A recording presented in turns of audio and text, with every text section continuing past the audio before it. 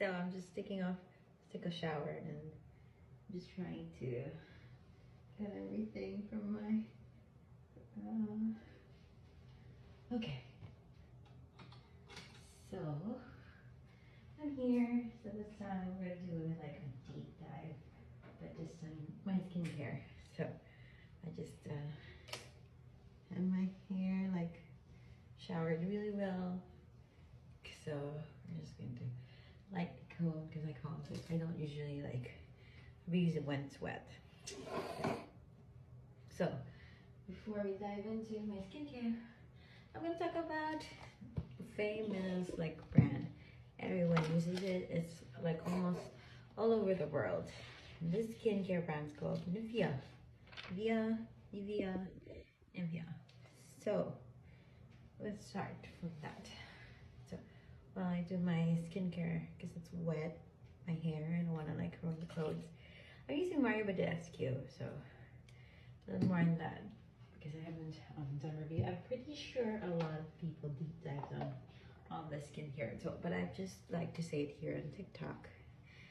So, or anything else? Let's go spritz before I introduce about what Nivea is all about. So, Nivea is from Germany. The name itself means like snow, white, basically winter, you know? That's where Nivea comes from. So this is Benefit toner. It's so cool though. It's my first time to see it in mousse form, but the only downside is you cannot travel with it because it's a aerosol. So anyway, so Nivea, right? Who invented Nivea? So there's this doctor. He's a pharmaceutical entrepreneur. As he said, he is, you know, his name is Oskar Troplowitz. Troplowitz. I don't know how to pronounce his last name, but that's his name. So basically, he made this in 1911. It was in Hamburg, Germany, or Hamburger, and he saw like the need. He was like, it's very cold here, and he sees like people. Usually, skincare is not usually the trend back then, you know. So during that time, he saw the need because it's super dry in winter, so people get like skin allergy, burn from the freeze burn, and cold sores and whatnot during the time. And so he made a way to create cream that will heal, almost target all of those concerns. So he used, the first invention he made was this Nivea creme.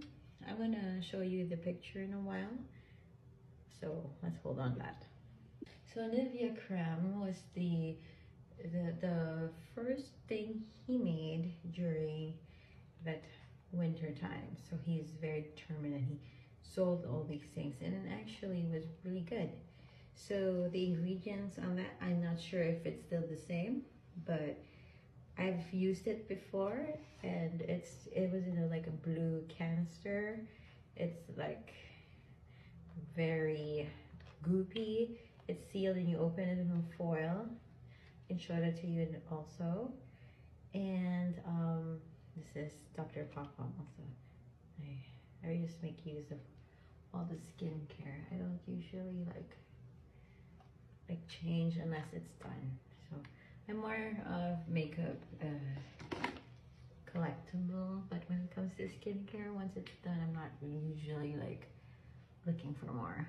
But I do hoard a lot of lotions because I review it, but I tend to get, once it's done reviewing it, it's on to the next, because it's so hard with skincare. Anywho, I'm jumping. Anyway, so that's what he did. So the ingredients have, obviously there's water, and hold on.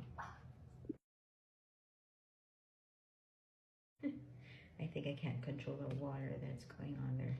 This is, see Med. It has SPF, but I still use it at night. Anyway, so it has water, glycerin, panthenol, mineral oil, and 2 different kinds of wax. One is beeswax, and one is called ceramicrostelina. This one has to do with the structure. The other one is a humectant. So 2 types of waxes. This is not also vegan, hence there's no vegan option during the time, you know. It was just like whatever they saw available, their surroundings, that's the way they did. And then he added panthenol, which is a vitamin B5, and then he added vitamin E, and then he added some fragrance to cover. Basically, people put fragrance on their products to disguise the scent of other things that actually is not appealing to the scent, to the person, even to us. So they kind of mask it. So he added those fragrance in order for people to, you know, want to buy it. So basically, that's what he did. And then he had, like, it's super thick, right? So he put carboner and then many kinds of alcohol properties in order for it to emulsify, so that thickened wax and other ingredients can go into a cream. So it's like in a shea butter form, right? And so when you apply that on your skin, it's super hard to blend out, unlike moisturizers now. Although it's very hydrating, it's easier to blend. You know, it doesn't leave like a white cast. It's just very smooth. It's very hydrating at the same time. And I know that it's not that thick, and I know I won't get breakouts. So this, however, has a side effect. It gives breakouts because it's so thick. And so people who are prone to acne, even though it's winter time, they tend to break out too. So another, like, aside from getting rashes from the cold and then burn, you also get like allergic reaction and then acne. It's not a good combination to some people with sensitive skin because of the fragrance and all the alcohol that's in it, and super greasy. So that's just basically the side effect of that creme, Nivea creme. Let's talk about the lotion I got. I'll show it at the end. So it's a pink tube form, and it's a brightening C&A lotion. It has water, glycerin, alcohol, and then it has C15 IA alkane, emollient is an emollient, and then they have different kinds of alcohol. Then they have a chemical sunscreen that's called fifthahexyl methocycinamate, and then another kind of sunscreen here that I'm about to read. So there's also vitamin E, which is a sodium ascorbiphosphate, and ascorbic acid, vitamin C. And then they have fruit extracts, like this is the acerola fruit juice. They have camel fruit juice, and then they have shea butter. They have peppermint, so it has a cooling effect. And then lotus flower extract, antioxidant. That's grapeseed oil, antioxidants. They have licorice, so this one has skin brightening and anti-inflammatory. So people with like hyperpigmentation, it kind of helps it. So when you religiously apply in that area, aside from it being moistured, it also brightens that part. And then it has cooling properties like menthol, and it has propylene glycol, humectant. And then this one is called avobenzone. That's another sunscreen. So that's basically the key ingredients. It has many more. Since, yeah, they have so many alcohol ingredients in their products that sometimes I think they have added also for preservation, yeah, so that your product doesn't mold, you know. Some areas, like in a humid country, they need those kinds of ingredients because it's actually very, it's prone to mold. So they either put those type of chemicals in your solution for that, just to preserve it. And that's not a bad thing because you don't and eat it. It just prevents you from getting infection from molds, so it's safer. But like every time, I'm always saying this, so every time you try certain things, like either in food or in other things, there's always going to be a reaction to your body.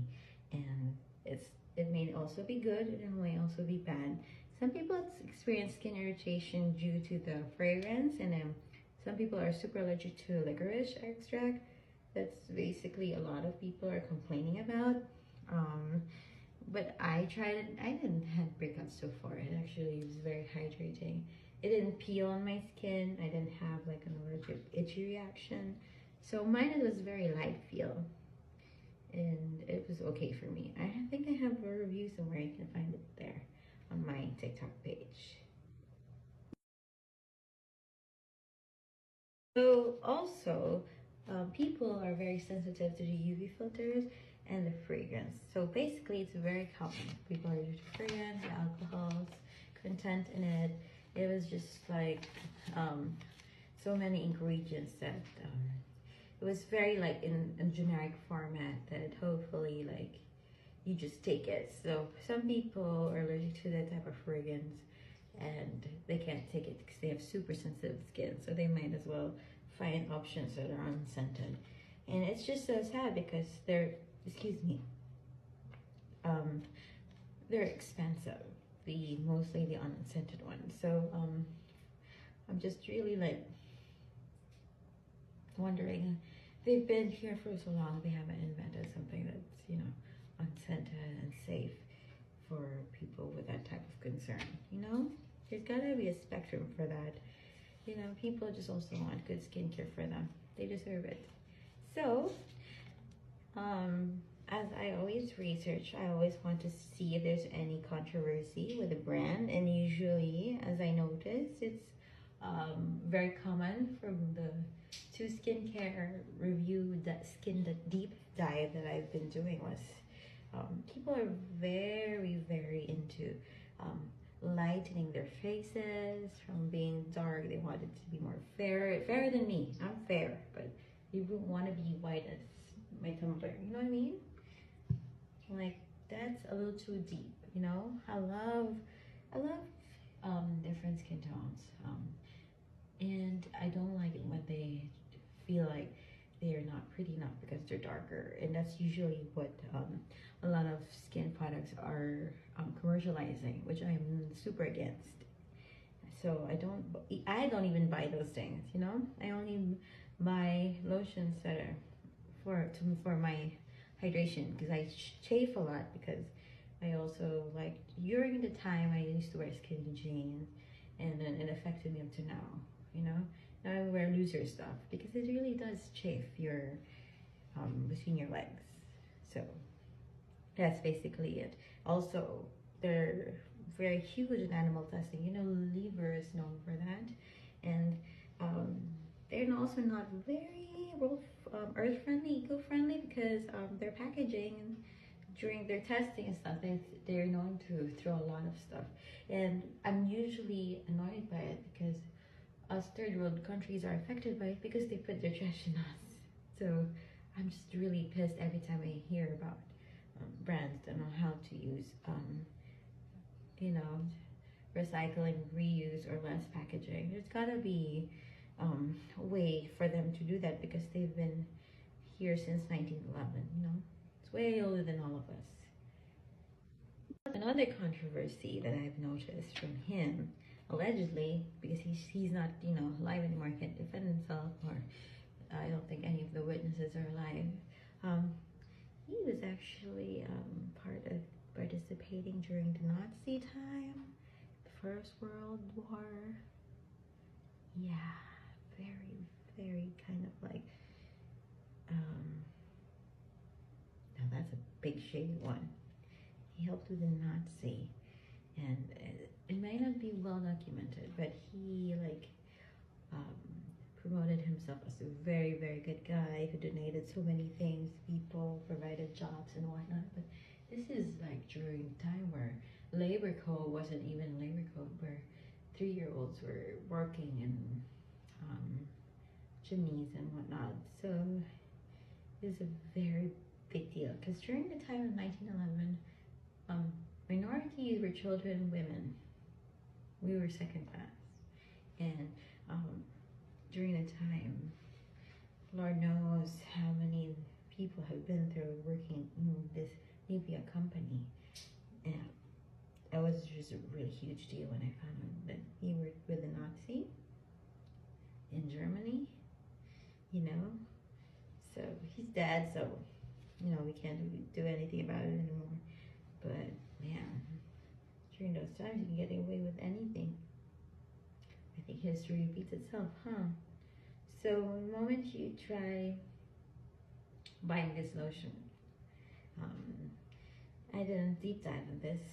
I actually regretted buying the Nivea products before, but I'm pretty sure the owner is dead, so I tend to like step aside. And it's already here. I'm pretty sure once it's in different countries or different CEOs, different ingredients, how they make it, they just buy it for the brand of the name, but I'm pretty sure it's different per country. And I just want you to know, if you're going to buy any product of any sort, I just want you to know where you're buying this and who are you, who are the people who are in charge of this, so that whether it's morality that you're after, or you know, you're after vegan stuff, or you just want affordable products, at least you know where your money is going into, you know, and whether you want to support these type of things, these brands, you know. Yeah, so that's basically it. So if you see Nivea lotion, think about these things. They may be affordable, but they still worth it. You might have lotions lying anywhere. Maybe you should use that to buy this. I mean, it's cheap, so you have to buy them. That's it.